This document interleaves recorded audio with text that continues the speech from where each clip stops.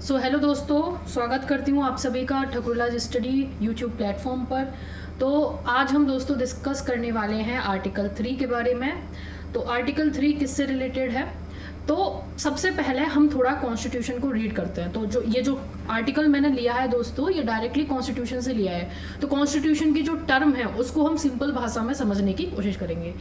तो article 3 says it give the power to whom? It gives the power to the parliament for what? Formation of new state, alteration of area, boundary और name of the existing state। मतलब कि जो भारत का political map है दोस्तों, भारत का जो geographical map है, उसमें सरकार जो है, पार्लियामेंट जो है, वो कोई भी चेंज, कोई भी बदलाव आर्टिकल 3 के अंदर कर सकती है। किस प्रकार का चेंज दोस्तों, किस प्रकार के बदलाव की बात कर रही है ये देखिए, हम इसको रीड करते हैं। फॉर्म न्यू स्टेट, कोई भी नई स्टेट बनाए। कैसे? By separation of territory from any state और बाय यूनाइटिंग टू और मोर स्टेट और पार्ट ऑफ स्टेट और by uniting any territory to any part of state. इसका मतलब क्या है? इसका मतलब ये है कि हमारा जो भारत का मैप है, ठीक है, ये है इंडिया का मैप है हमारे पास। इसमें अभी, ठीक है, ये अभी फिलहाल का मैप है, समझ लीजिए। तो इंडिया क्या कर सकता है, पार्लियामेंट क्या कर सकता है अंडर आर्टिकल 3? वो किसी भी स्टेट के नेम, एरिया, बाउंड्री को चेंज कर सकता है। कैसे? मान लीजिए वो दो स्टेट को मर्ज करके एक नया स्टेट बना दे, ठीक है दोस्तों। एक स्टेट और एक यूनियन टेरिटरी को मर्ज करके नया स्टेट बना दे, एक स्टेट को एक यूनियन टेरिटरी में कन्वर्ट कर दे, एक यूनियन टेरिटरी को एक स्टेट में कन्वर्ट कर दे। तो this can be done under which article? Under article 3 of the Indian constitution. Getting my point? For that you don't need any kind of constitution amendment act. अगर आपको भारत के political map में कोई भी change करना है, ज्योग्राफिकल मैप में कोई भी स्टेट्स के अंदर बदलाव करना है, उनका एरिया, नेम, बाउंड्री, दो स्टेट को मर्ज करना है, एक स्टेट का एक टुकड़ा दूसरी स्टेट के दूसरे टुकड़े से अगर आपको मर्ज करना है, for that you don't need any kind of constitution amendment act. It can be simply done under the article 3 of the Indian constitution. So this is the power given to the parliament of India by the article 3 of the Indian constitution. Now guys, another thing, that is why we call the Indian constitution as indestructible union of destructible state. Why? Undestructible union of destructible state. Why? कि जो हमारा union है उसको तो हम destruct नहीं कर सकते। मतलब स्टेट जो है वो यूनियन से अलग होने की डिमांड नहीं कर सकती है, but union can diminish the state. ठीक है, जो आपका स्टेट है उसकी जो टेरिटोरियल इंटीग्रिटी है दोस्तों, वो गारंटीड नहीं है हमारे कॉन्स्टिट्यूशन में। So this is what? This is the strong unitary feature of the Indian constitution. Getting my point? अगर आप हमसे कोई क्वेश्चन पूछा जाता है, so we can say that article 3, look at the article 3, it shows that how our constitution is tilted toward the unitary features, right?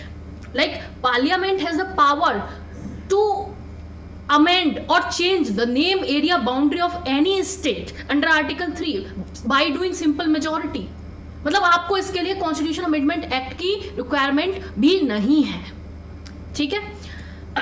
So what can be done under the article 3 of the Indian constitution? The parliament can increase the area of any state, parliament can diminish the area of any state, alter the boundaries of any state और alter the name of the any state। parliament किसी भी state का area बढ़ा सकती है, किसी भी state का एरिया कम कर सकती है, किसी भी स्टेट की बाउंड्रीज को चेंज कर सकती है, किसी भी स्टेट का नाम चेंज कर सकती है। जैसे पहले उड़ीसा का नाम उड़ीसा कर दिया, किसके अंदर? आर्टिकल 3 के अंदर।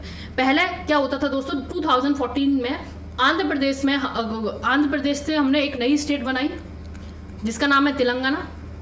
किसके अंदर दोस्तों? आर्टिकल 3 के अंदर। हमें इसके लिए कोई कॉन्स्टिट्यूशन अमेंडमेंट नहीं करना पड़ा, ठीक है। Getting my point?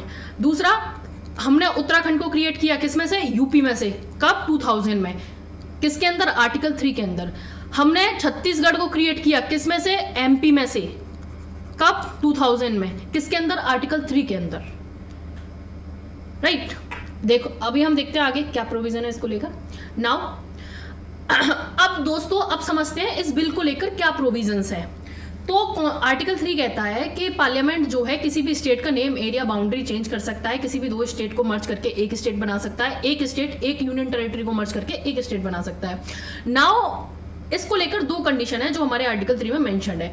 पहली कंडीशन क्या कहती है? पहली कंडीशन कहती है सबसे पहले ऐसे बिल को इंट्रोड्यूस करने से पहले प्रेसिडेंट की रिकमेंडेशन जो है वो मस्ट है। रिकमेंडेशन ऑफ द प्रेसिडेंट मतलब ऐसा बिल इंट्रोड्यूस किया जा सकता है by prior recommendation of the president. President के रिकमेंड जब करेगा president, then only it can be introduce in the Lok Sabha और राज्यसभा। दूसरी क्या प्रोविजन है दोस्तों कि आपको वो जो बिल होगा उसको रेफर करना पड़ेगा किसको? उस स्टेट को जिस स्टेट की आप एरिया, बाउंड्री, नेम को चेंज कर रहे हो, यानी कि जो आपके बिल से स्टेट अफेक्ट होगी उस स्टेट को आप रेफर करोगे। ठीक है, किस लिए? ताकि वो अपने व्यू को उस पर एक्सप्रेस कर सके। ठीक है, वो अपने व्यू को उसको एक्सप्रेस कर सके। लेकिन दोस्तों एक चीज, क्या स्टेट का व्यू प्रेसिडेंट पर बाइंडिंग होगा? The answer is no. ठीक है, तो जो स्टेट होगी उसका व्यू प्रेसिडेंट पर बाइंडिंग नहीं होगा, और जो स्टेट होगी उसके लिए 5th कॉन्स्टिट्यूशन अमेंडमेंट एक्ट के द्वारा, 5th कॉन्स्टिट्यूशन अमेंडमेंट एक्ट 1955 के द्वारा एक टाइम फ्रेम बना दिया गया। मतलब कि स्टेट को एक गिवन टाइम फ्रेम में अपने व्यू को एक्सप्रेस करना होगा, मतलब उस पर बिल पर जवाब देना होगा। अगर वो ऐसा नहीं करती है तो बिल को पास मान लिया जाएगा। ठीक है, और जो स्टेट अपनी रिकमेंडेशन प्रेसिडेंट को करता है, प्रेसिडेंट पर वो चीज बाइंडिंग नहीं होगी। ठीक है, तो ये क्या दिखाता है? ये एक हमारे कॉन्स्टिट्यूशन का यूनिटरी फीचर है। स्टेट के पास कोई टेरिटोरियल इंटीग्रिटी नहीं है। Getting my point? दूसरा इसको लेकर क्या प्रोविजन है दोस्तों? दूसरा कहता है दोस्तों, ये जो प्रोविजन है ये ऐड किया गया था आपका 18th कॉन्स्टिट्यूशन अमेंडमेंट एक्ट 1966। तो इसको लेकर क्या था, यहां पे क्या अमेंडमेंट किया गया? यहां पे पार्लियामेंट ने कहा कि जहां ये जो स्टेट जो वर्ड यूज हुआ है हमारा आर्टिकल 3 में, इसका मतलब यूनियन टेरिटरी भी है। मतलब अगर हम आर्टिकल 3 को पढ़ें तो वहां पर सिर्फ स्टेट मेंशन है, यूनियन टेरिटरी मेंशन नहीं है।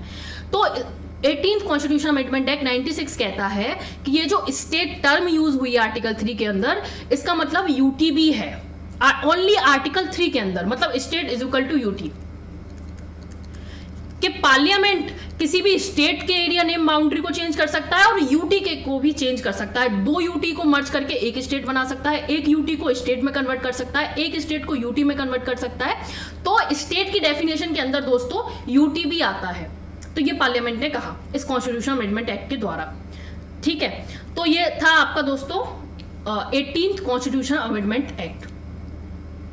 ठीक है, तो एक्सप्लेनेशन 2 भी दोस्तों यही चीज कहता है जो हम देख चुके हैं। The power conferred on the parliament by clause A include the power to form new state और यूनियन टेरिटरी। मतलब वही सेम चीज कि जो हमारा आर्टिकल 3 है, जो पार्लियामेंट को पावर देता है ए के अंदर, क्लॉज ए के अंदर, कि वो कोई भी स्टेट को कन्वर्ट कर सकता है यूनियन टेरिटरी में। तो इसकी डेफिनेशन में यूनियन टेरिटरी भी आता है।